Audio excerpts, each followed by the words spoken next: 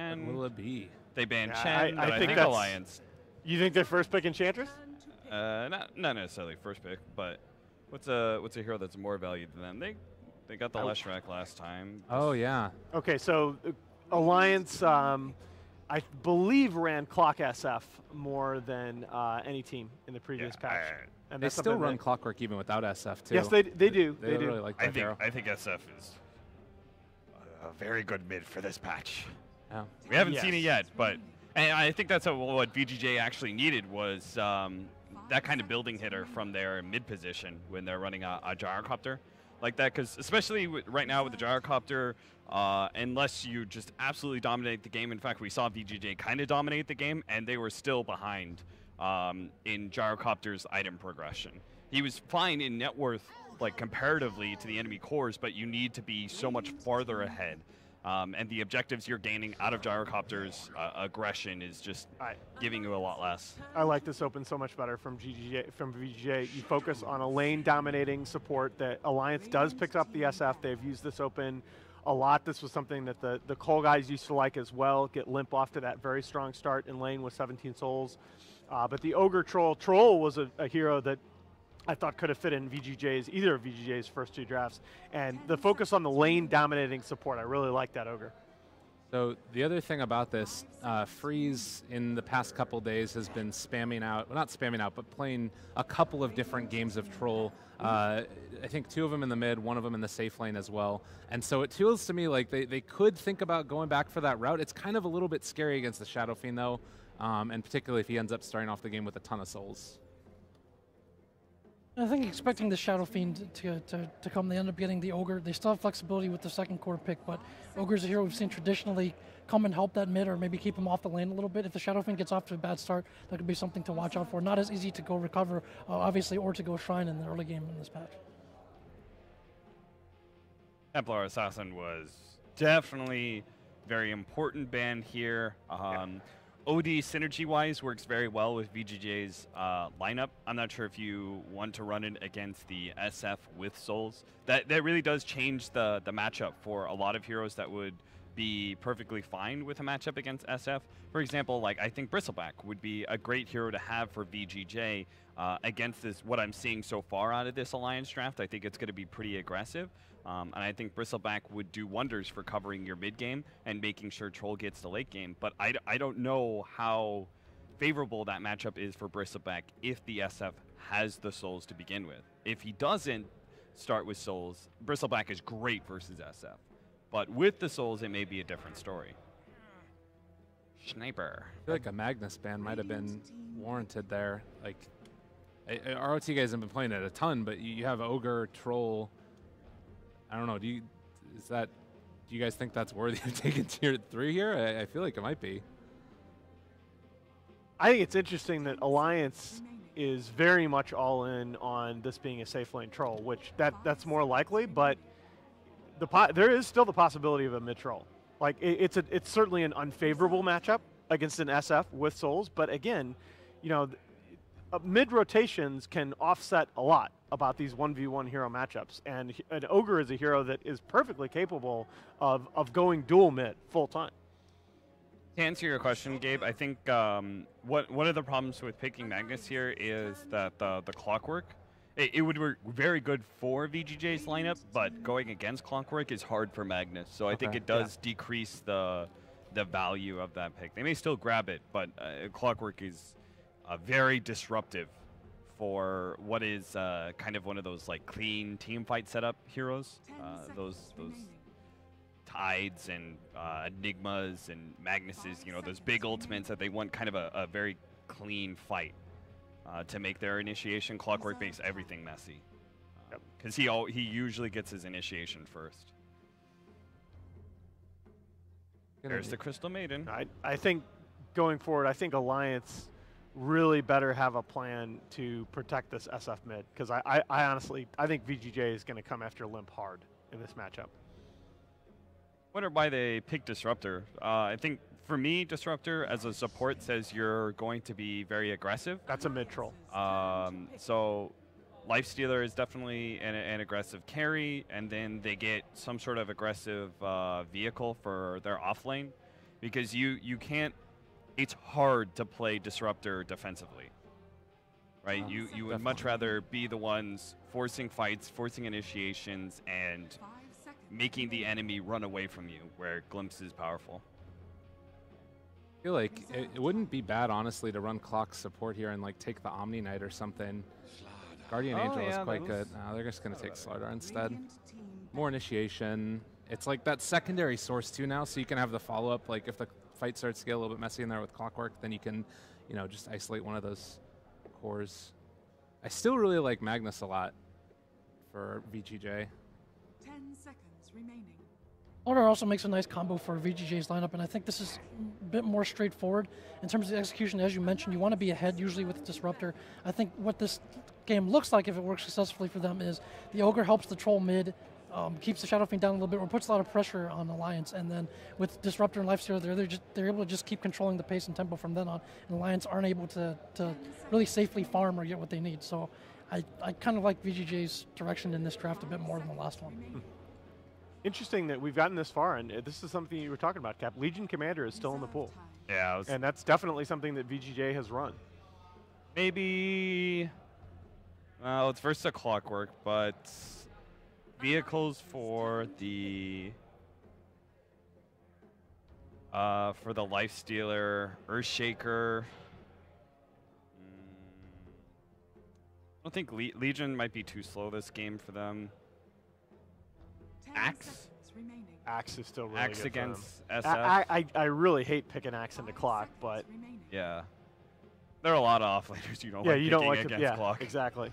So I think you just kind of have to bite the bullet and say whatever's best versus SF and whatever this. And there's the PA. Alliance hero is. I actually really like the PA against the Troll. Yeah. This is a matchup that we talked about earlier. I think she's one of the few heroes that can stand toe-to-toe with the Troll. She's a natural MKB builder as well. But Alan, how does Solar Crest, the new True Strike, go against the Evasion? Jesus. Well, that is like the one case in the game where this stupid 25% True Strike mechanic actually works pretty well.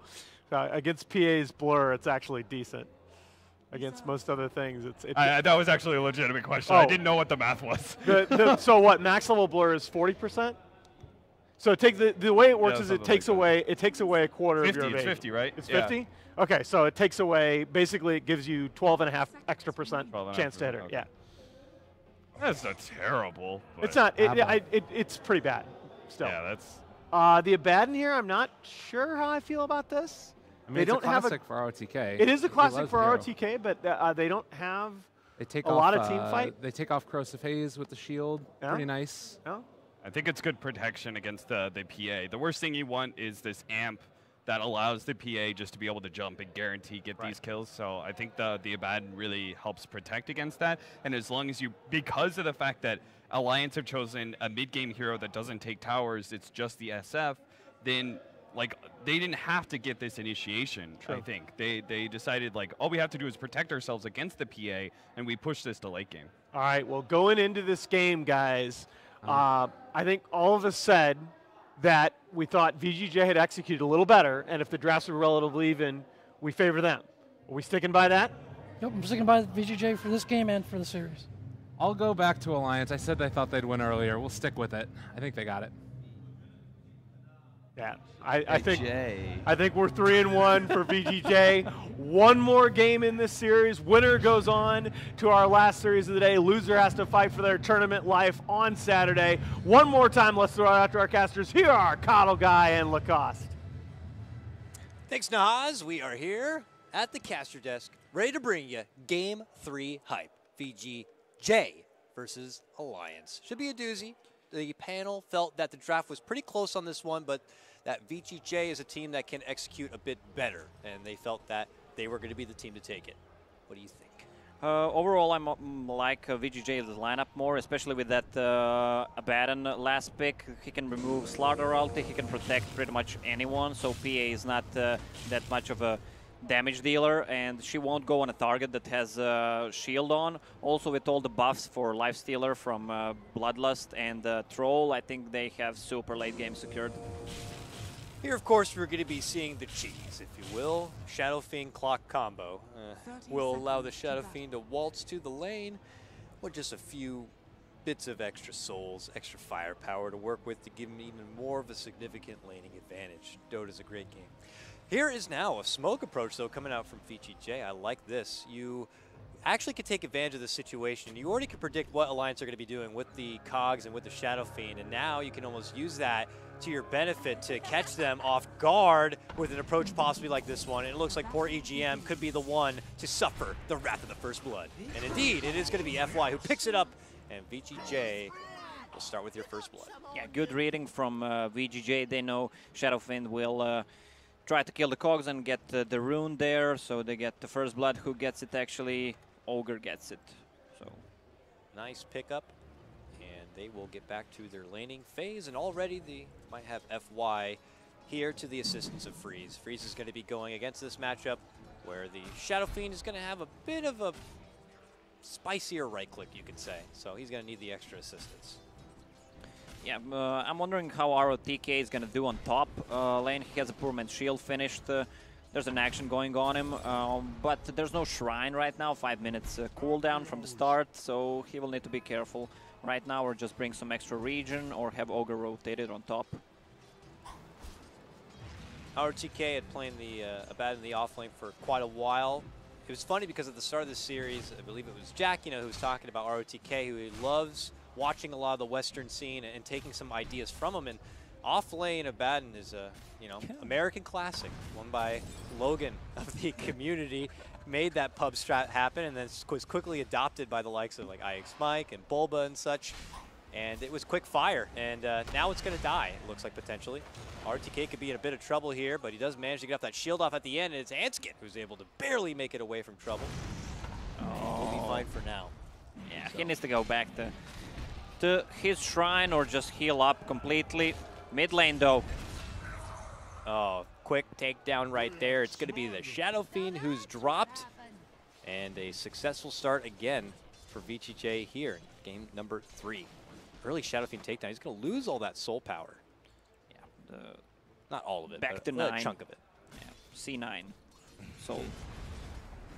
Bottom lane, Clockwork got some XP. He's almost level 3. Has a Windlace, and when he gets his boots up, Fenrir should be really careful about it. I mean, he has a kinetic field, and that's pretty much it. If he gets the good battery assault, he can solo kill him. In the meantime, it does look like there was an Invis rune at the bottom lane for FY to grab up, and he's going to take it right to the mid lane here. Oh, they just got finished bringing down Limp just moments ago. A double takedown would just be super power for He even has an orb of venom. Oh, it's bottom where the skirmish is going to break out. Looks like Jonas will be able to make it away on the back of a TP there, and they make their move in for Limp, but Hanskin will be here as the gatekeeper. Tells them to slow their roll. Limp will be fine and pops his salve. Yeah, you see with the recent changes, Clockwork and the Baron, they already had to move back to the base, heal up. Yeah. So they're not going to get as much levels as before. ROTK still being level 1.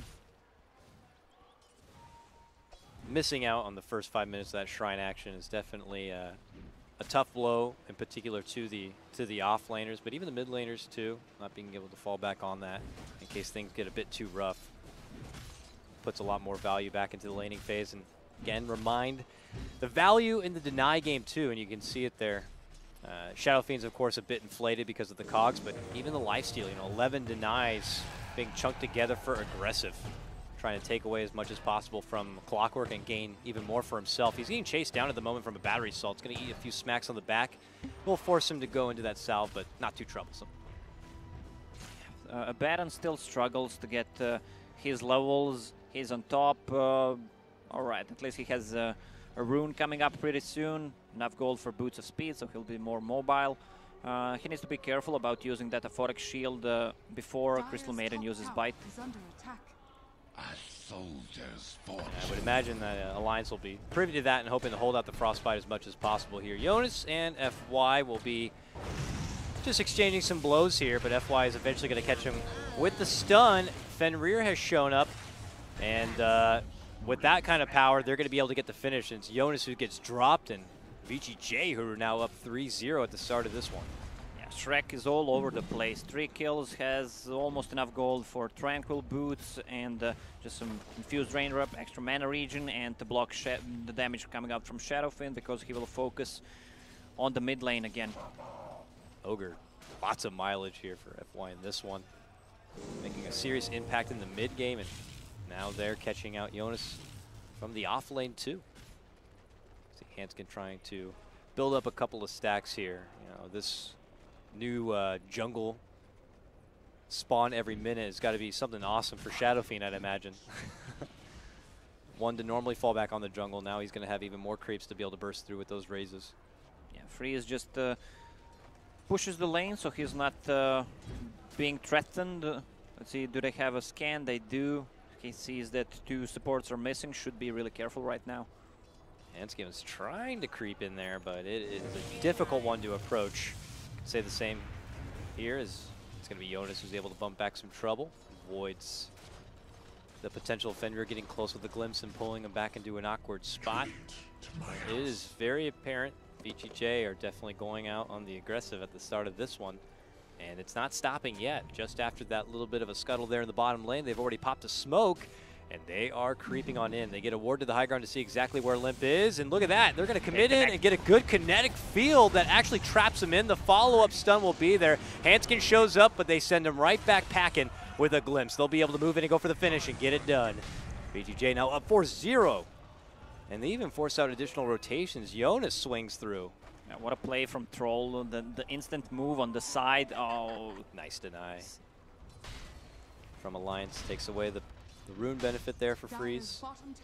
Yeah, Loda went for super aggressive build. He sees who's playing the carry on the other side. It's aggressive. He says, I need to be as aggressive as I can. Blightstone plus Orb of Venom. That's not paying off right now. He's going to turn 1 into Deso later, but they couldn't get a kill on a Baron, so kind of useless to have that Orb of Venom right now. As we see RTK working his way through the jungle nearby. Bottom lane now where Aggressive is making his move in. They get the open wounds and the kinetic field. It's all but certain that Jonas could be done for this one, and they get it with Aggressive using the Infest pop. A little clockwork will be broken down into a pile of scrap metal, recycled up, turned into a soda can, probably. Yeah, VG.J doing... oh, ROTK, see you later. Alliance going to be able to get themselves on the board now. Loda gets some good crit damage in, and EGM with a good flank. Yeah, VG.J just needs to continue putting the pressure on a mid lane. Shadowfiend is sitting on 50 CS, but struggles to get some actually decent farm. He died twice already.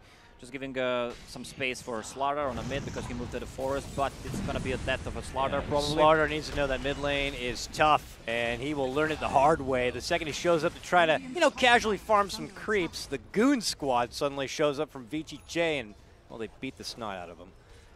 The rotational power and support staff from VG.J has been quite ridiculous here. FY Fenrir, power duo. Yeah, that's what they're known for, pretty much. Clockwork is in. Okay. Load up with the rotation to the bottom lane, but the aggressive TP out. Yeah, Loda with a rotation, but Rage TP, they got nothing to stop it because hookshot was used.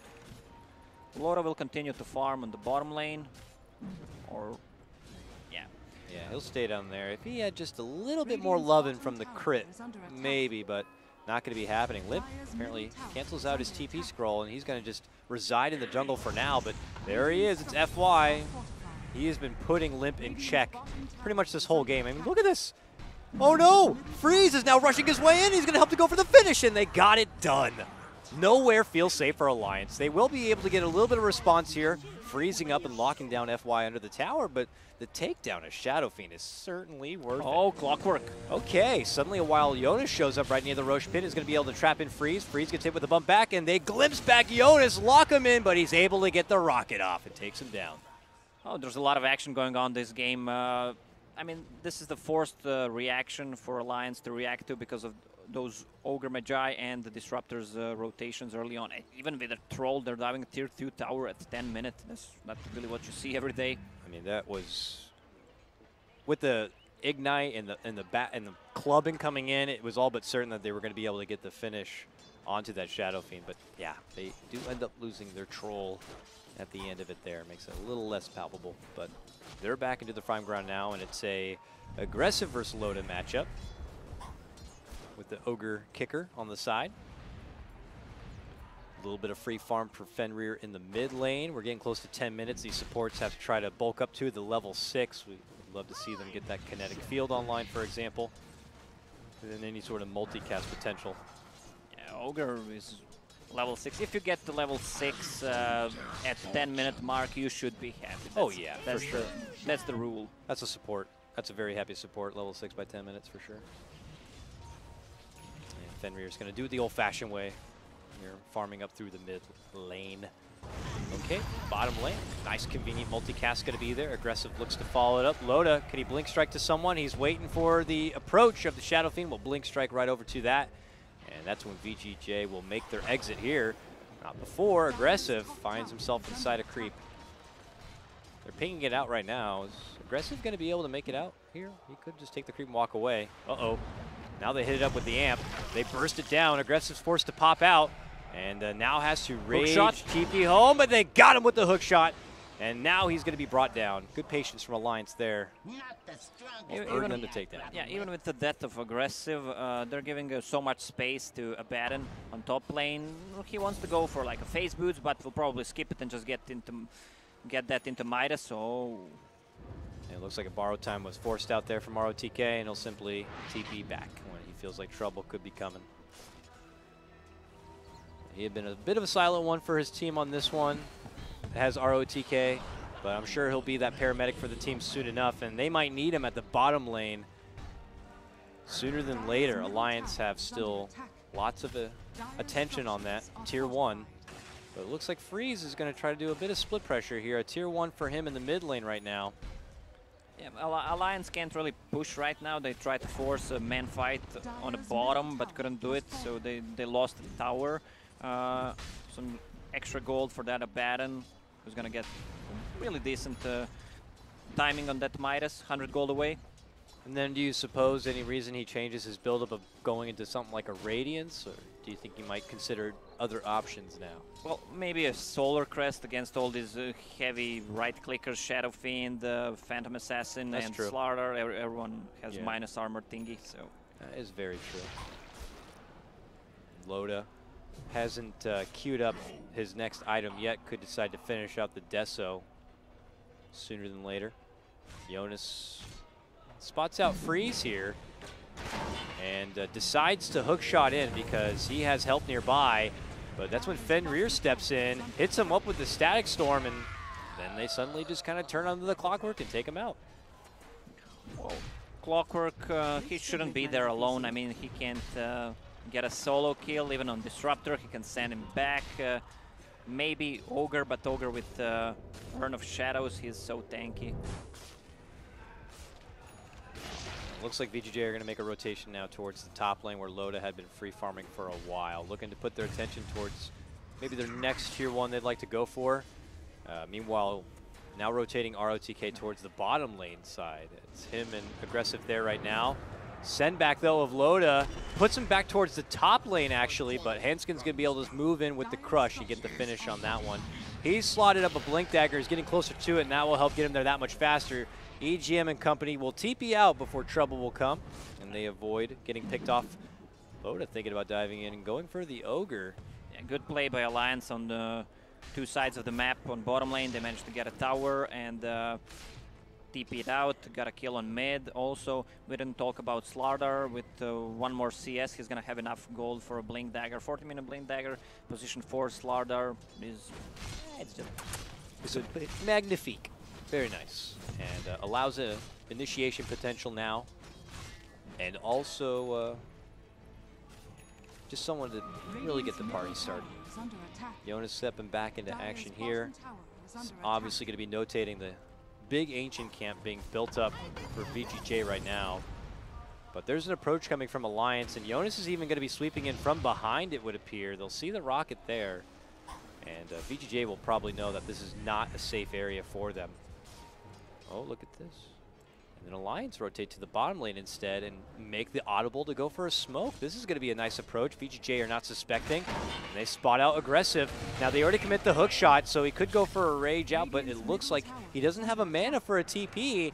So he's got to eat the cog and try to go out the other direction. Starts walking towards where the tier 1 would have been and towards ROTK. But now they're going to put their focus onto ROTK and finish him off.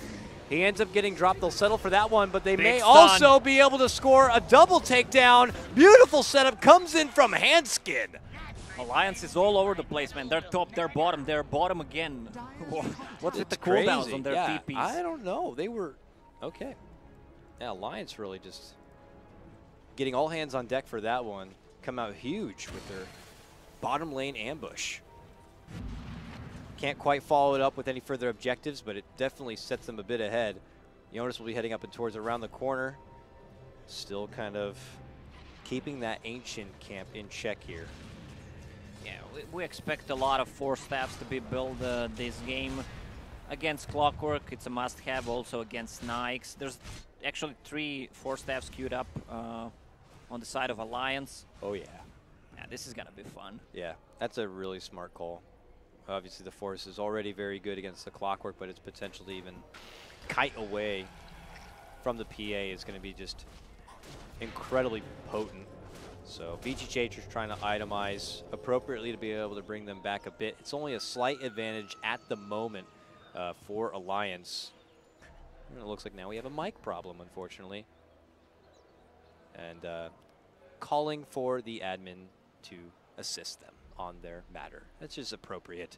All right, so where do we stand? 8-8 net worth, pretty much split down the middle on this one. It's Alliance really flexing a lot of their team play and rotations already.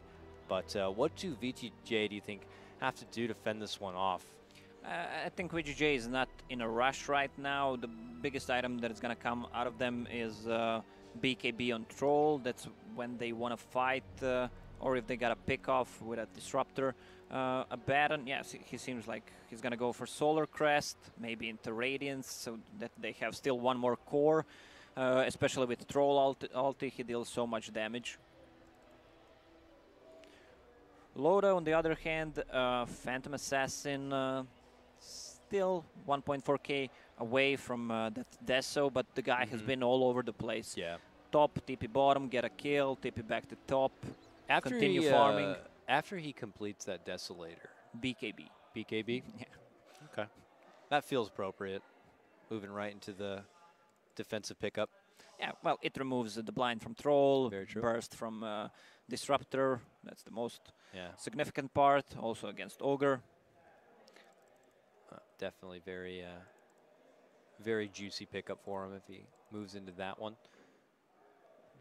For the others, could also consider some additional force staffs on the side of Alliance here. Yeah. Well, both teams have super good Roche lineups, so whenever the next team fight occurs, we're probably going to see a Roche as well taken down. Yeah, VG.J have all that ridiculous move speed to work with and late game scaling. Looks like they are still kind of sorting out a couple of the issues here on the players' side of things. While there's a mic problem on Alliance's side, apparently they're also missing their mid laner at the moment. Who is DC'd out from the game. So they're going to get themselves situated and back into action, it would appear. Yeah, in the second game, someone was bullying them on the TeamSpeak. Now they broke their mic. What's going on? I don't know. I don't know. Hopefully things will continue to get resolved here. It's been an interesting day, number one, as we get into action. If you're just tuning in, I'm sure the hours are quite crazy all over the globe. But this is our second series of Group A action earlier today. Spoiler alert, it was TNC versus IG. TNC kind of shut it down in just 2 games and have earned their spot into our third series matchup today, in which both winners will be facing off. And at the moment, in Game 3, could be really either Alliance or VG.J. All right, this mic's not working, that mic's not working. What about this mic over here? This one working? Yeah, fix this. This guy has been fixing all the things.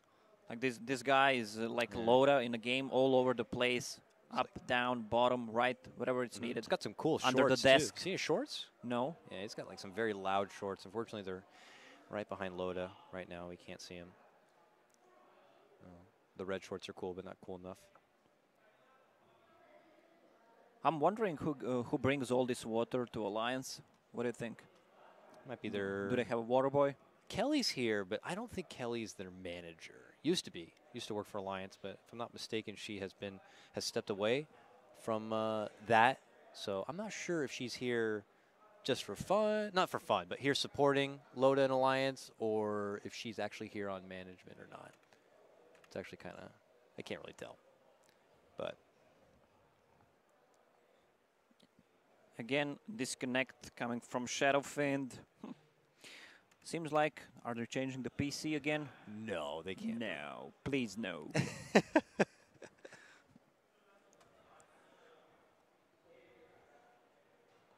What else here? Do we dare talk more about the game? Now, this time they're ready. Really have the game over. Oh, they're good. We're going. We're unpausing. We're getting back into action. We are going to be talking about the game because the game is underway. Where did we leave off? A recent skirmish by Alliance made a strong movement towards the bottom lane, and they found themselves with 2 precious pickoffs. And now they're going to be looking for potentially more. Spotted out FY, hit him up with the freeze, and then they quickly head the other direction. So, feisty Alliance squad, and it doesn't stop there. They double back under their shrine, hit a smoke, and go back to work. Maybe eyes on the mid lane here. Everyone, though, from VG.J are around with the exception of Freeze. He's currently in the top lane, but he could TP and show up. Oh, yeah. Instant smoke from Alliance with that DD rune picked up. They want to fight. Ooh, And yes, they're they in. do. Inskin leads in. Good stun onto ROTK, and then Jonas is going to be able to bump him back, while on the other side, they set up a static storm, and they'll be able to get the takedown of Fenrir. Now it's going to be Loda looking to head to the high ground, but he has eaten a lot of damage. The freezing field from EGM does a good amount of work to force VG.J back, and they're going to be able to take down 2. Alliance lose no one. And double back for the Tier 1 tower. The glyph will be forced out here from VG.J, but ultimately Alliance will be able to snag it up. It looks like VG.J tried to fend off this gank approach. They didn't even bring in freeze for it either. This is the perfect execution from Alliance. Plus, they've taken down the tower. They might even consider going to Roche. Abaddon ulti is on cooldown. They will try to get it down. All right, no Deso yet, but only with a Blightstone, they should have enough damage to do it. Yeah, it looks like VG.J are not really going to be bothering with it. They instead are going to be going for their Ancient Camp stack. Now, they know this is happening. It looks like they have that vision on the high ground to see Alliance flirting out in front. Jonas, though, is getting a bit curious. Moves on in for Aggressive. Is going to be forcing out the Rage. And he's simply 4 staffs away. And that is an easy Roche pickup. And look at this. Hook shot in for Aggressive. Now follow up Frostbite. He gets bumped back to the low ground. They focus some damage onto him, but he's still able to hold on here.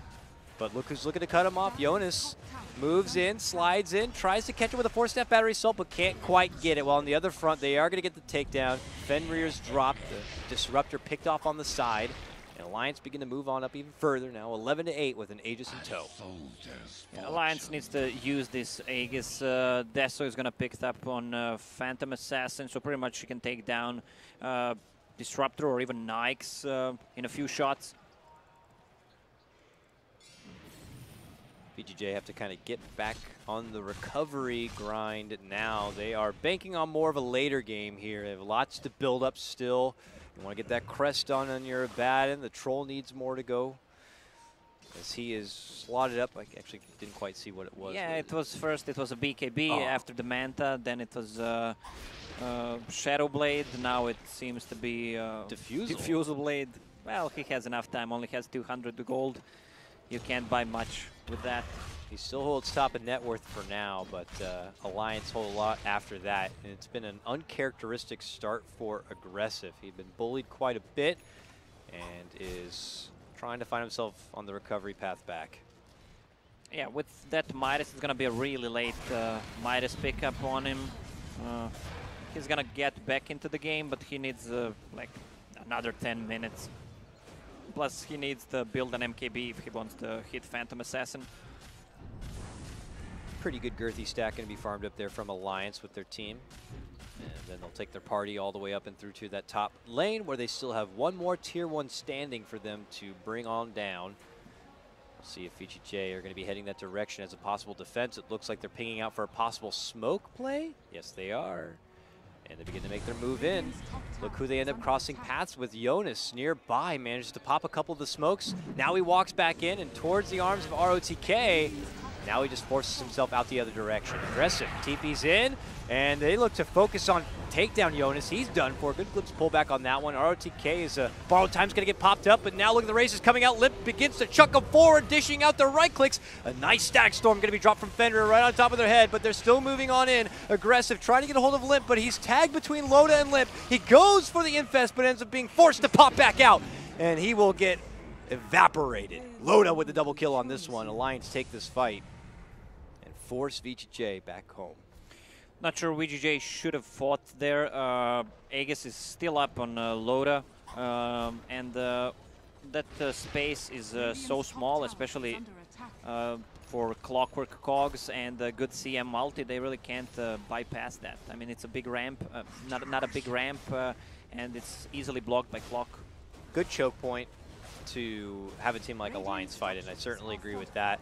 It looked like there was potential there. VG.J also have some decent choke point fighting with that static storm, but it looked like by that point Alliance had gotten off what they needed, potentially. Glimpse pullback onto Loda. He simply blink strikes away from the trouble. ROTK there to soak in a lot of the damage, but Alliance are looking to siege on at this moment. Now Loda, considering a dive in, will force out the borrowed time. Follow-up's going to be there. Jonas swings in, bumps ROTK closer into his team, and they're looking to move in for the finish, and they will get it. Now for more. Aggressive. Chopping on in with the power of the Troll ulti. Still not going to be enough to even get the finish on the clock. Perfect execution once again from Alliance. Loda just trying to use that borrowed time on a baton, and once it's used, Clockwork just goes in instantly, blocks the enemy team with the cogs. Also with that double force staff, one on the Shadowfiend, one on Clockwork. It's pretty much impossible to fight for VG.J right now. Yeah, it's a very awkward spot for them, and it already is beginning to feel like they could be in a situation where the map's going to get restricted, and they will not have the farm available to them to take this into the later portions of the game. They have a team that, or they have a draft that just takes time to ripen up, and they're just not going to get that nourishment. It's just too much pressure being built up from Alliance. They're just playing the lineup appropriately and really taking it to VG.J here. Yeah, VG.J's lineup definitely needs more time, needs more items. BKB on Troll, probably at one point. Also, they need that crest finished on a baton. Also, the thing is about Nikes, usually you don't see Nikes not having that big brother. He can hop in. Yeah, there's really nobody here for him to just easily hop in and get into the midst of a fight. If they were even in a position where they were taking an aggressive approach to Alliance in a fight. With Aegis gone, Alliance can still kill that tier 2 tower so easily. Yeah, this tier 2 seems to be done for. No presence here from VG.J. They have taken their train all the way up above and will farm through the safe territory of Alliance's side. But Alliance are already moving through and clearing out now tier 2 towers. This is looking all great for them. VG.J just in a frantic farm phase right now. And here comes Alliance. They have smoked up and they're going to be stretching their way right up and through the river, looking to cut off anyone from VG.J's side. They just narrowly miss Freeze crossing the river, but they ping it out now. Are they going to head up that way? No. They head up right towards Fenrir, who's going to be the first one to pop the smoke. He will get quickly taken care of. Nice rocket to spot out where ROTK's going. He's going to go for the hook shot. Yes! Moves in, finds connection right on top of him. And now the borrowed time comes out. Loda will simply wait for it to be concluded, and then they'll battle it out inside the cog cage. Yeah, Loda just becoming a monster on PA right now. BKB, he has enough gold to buy it. There's pretty much nothing to stop PA right now. Yeah, you see the frantic farm of Freeze trying to get himself into a relevant position to be able to swing it out with the PA, but it just feels like she's the true fighter right now. All right, Aggressive is building something interesting. Heaven's Halberd, with the new patch, you can't dispel it anymore with a BKB, correct. So that could do some serious work. Also the evasion coming out from it. I like this pickup a lot, actually. This could be quite a surprise to Alliance if they're not really prepared for it.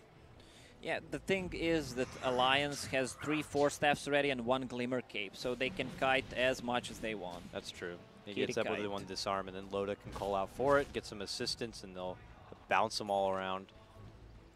Yeah, Alliance just kind of had that extra resources available to him because of all the successful pickoffs that they have these extra defensive items already ready to go. And now they are restricting the map as much as they can. Getting down some pretty good deep vision. 1 for now into that mid lane, but they'll continue to dish out their restriction here onto VG.J as much as possible. Yeah. Anskin farms it up, but does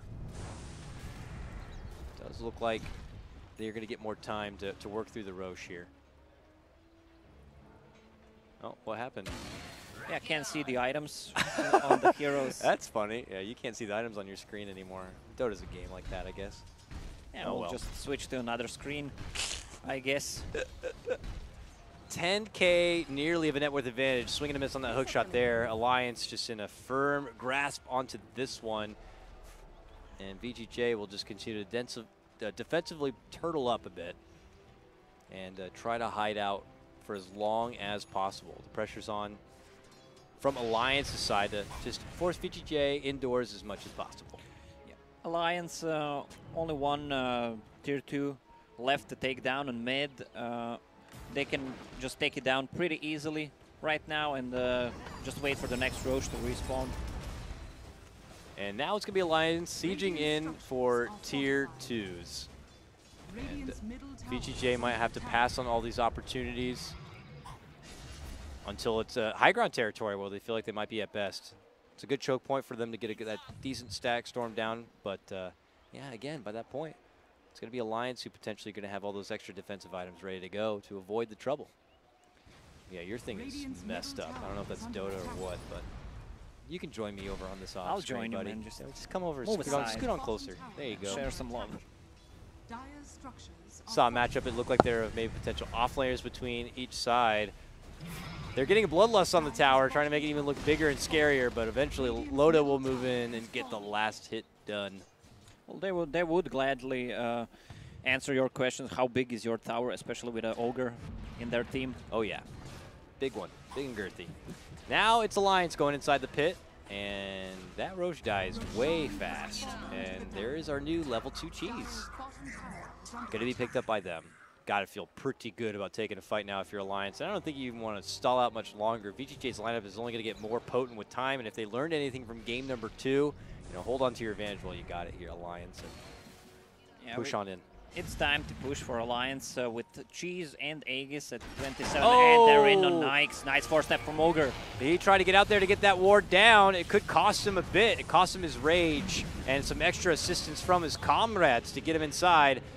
Alliance are here at the front door, and they're looking to close this one out. Limp begins to go to work on that tier 3. VG.J are just kind of stuck in a watching position right now. They don't have any good initiators. They have no way to just jump into the fight and make something happen. It's almost as if they're going to have to bank on a misstep from Alliance here to get anything going.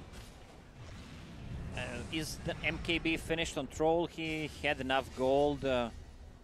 Sadly, we can't see it, but it could be a good pickup. It could be. That would allow him to seriously have the man fight against Loda. But he probably went all in for it. It means he doesn't have a buyback here. Alliance playing this one very cautiously and aggressive. Suddenly in for the fight, but right back out. Follow up there from Jonas, looking to get the catch, but Aggressive gets the quick 4-step out to safety. Now they look to isolate Jonas and try to go for the finish, but he does find his way back outside the base. Now it's going to be attention onto the racks here. Kinetic Field continues to lock him inside, but Alliance not overly threatened at the moment. Loda going to be able to move in and help get the finish.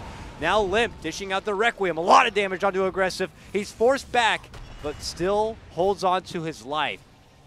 Alliance will move in for the Roche now.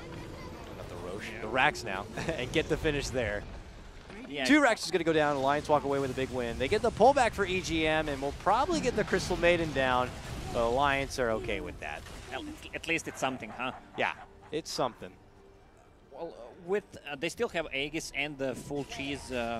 So what Alliance should do, just kill that shrine and come back, try to kill the mid Raxes as well, because Aegis is not going to run out anytime soon. So now Alliance in firm grasp can pull away. They'll wait for the return of the Crystal Maiden. Probably get these lanes reset a bit. Their bottom lane getting pushed in. They'll get that pushed out again and take it right back to VG.J certainly, while they're not able to kind of get the finish on their items. VG.J needs to try to move out of the base, get a smoke, try to get a kill. If they engage into 5-on-5 fight against 3 Force Staffs, 1 Glimmer Cape, and Cheese Aegis, they really can't do much. Well, VG.J will pull away from the bottom lane. The second Alliance does approach. And yeah, they're just still scrapping what they can here. Aggressive got that Halberd finished and has slotted up the AC in hopes of being able to farm that long, but of course, for VG.J, you got to factor in a savings income for that buyback. It's already gotten to that point here for Alliance, and they are striding their way down this bottom lane. They're looking to get it and looking to secure a spot into the next series here if possible. The thing is, when you're sieging right now in this patch, it's easier to take down the top and the bottom side because of the shrine placements. It's further away, especially on the bottom and the top. They're more concentrated on the mid. I think that's going to be fixed pretty soon. Here we go. We've seen this story before from Alliance in the top lane, and here it is again. Limp sieging away onto this tier 3. VG.J looking for openings or ways to get themselves into the fight. Aggressive can casually walk into that one, but they just simply bump them off. And Loda can just freely dish out daggers from the low ground as much as he'd like. Finally, they'll connect a brief stun onto Limp, but there's the force. All Limp needs to do is just hit the tower and turn back when he thinks they're going to initiate on him. So with those Force Staff, oh, Kevin Halberd. Yep, hits him with the disarm. They hit him with the stun, but he'll simply just raise out the remaining sets of creeps here. Now going back in for it again. They hit him with the open wounds. Daggers continue to fly out from Loda, trying to maybe he could snipe down some weak supports in the back lines. VG.J are going to be forced to touch that first shrine. It's a long siege here from Alliance, but they're getting closer to taking down this tier 3. It's just a very cautious approach. I think Aegis is going to run out pretty soon, so they're just backing off.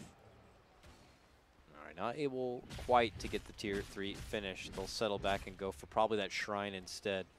This leaves a window of opportunity for Freeze to move in and clinch down those Ancients and get a little bit more farm time going for him. Oh, there's a big items coming out from the Baron.